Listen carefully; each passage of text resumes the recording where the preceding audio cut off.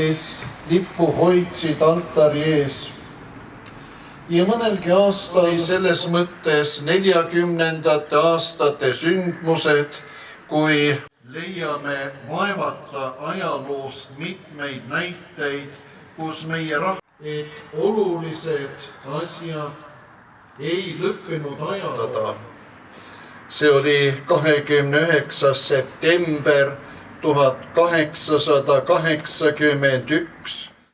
Meenutab meile kodumaa mulda ja tahame igaüks mõelda, mis on lipu tähendus minule. Tahan tunnustada. Majalipp lahti nöörida.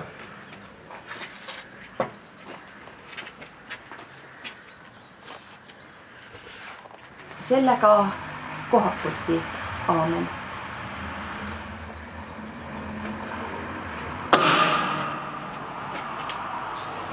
Teise naela kinnitab ja allkiri lipuraamatusse.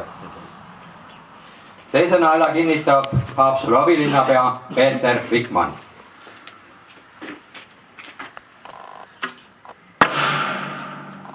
Ja allkiri lipuraamatusse.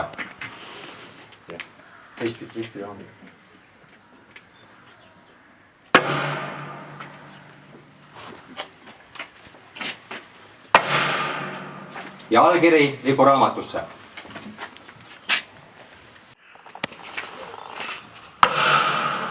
Õnnistatud seda lippu ja kasuta kõige. Ja rahvus, olla väärikas.